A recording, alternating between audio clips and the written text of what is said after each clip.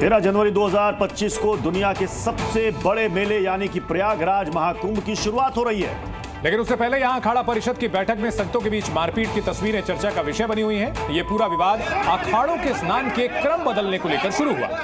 प्रस्ताव में सबसे पहले जूना अखाड़े को स्नान करने की बात कही गई, जिसका महानिर्वाणी अखाड़े के संतों ने विरोध किया, क्योंकि हमेशा महाकुंभ में महानिर्वाणी अखाड़ा ही स्नान करता है, पहला नंबर उसी का होता है। उसके बाद संतों के दो गुटों में यहां पर मारपीट हो गई।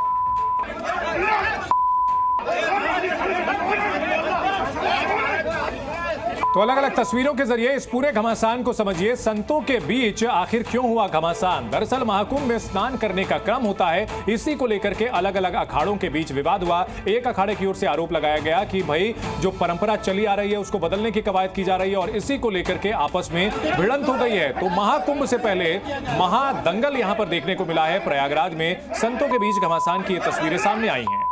दोनों अखाड़े एक दूसरे के खिलाफ खड़े नजर आए। पहले स्नान कौन करेगा, इसी बात को लेकर के यहां पर बवाल हुआ, विवाद हुआ और विवाद के बाद वहां पर हाथापाई शुरू हो गई।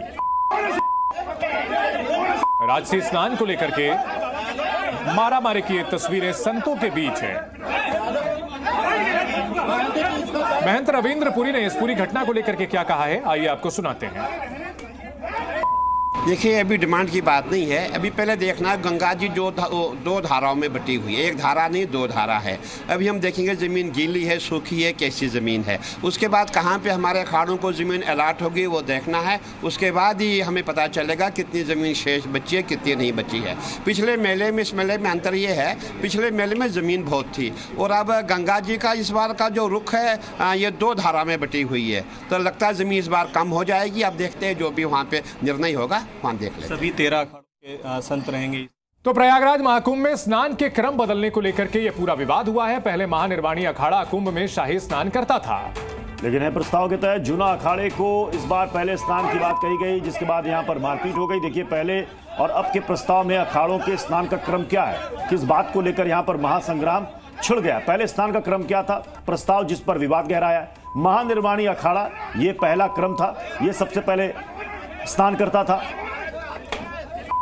और उसके बाद जिन जिन अखाड़ों का क्रम आता था वो स्क्रीन पर आप देख रहे हैं। तो महानिर्वाणी अखाड़े का क्रम पीछे आ गया है, निरंजनी अखाड़े का क्रम ऊपर है। निरंजनी अखाड़ा, महानिर्वाणी अखाड़ा और जूना अखाड़ा जो कि अब इस क्रम में आ रहे हैं। आह्वान अखाड़ा उसके बाद आता है, लेकिन ये क्रम जो है आखिरकार विवाद की वजह सबसे बढ़ा है। इस पर महानिर्वाणी अखाड़े ने क्या कहा है वो भी सुनिए। देखिए, निरंजनी अखाड़े के जो श्री महंत जी हैं, सचिव भी हैं, श्री महंत भी हैं वो, और उनका भी हम सम्मान करते हैं।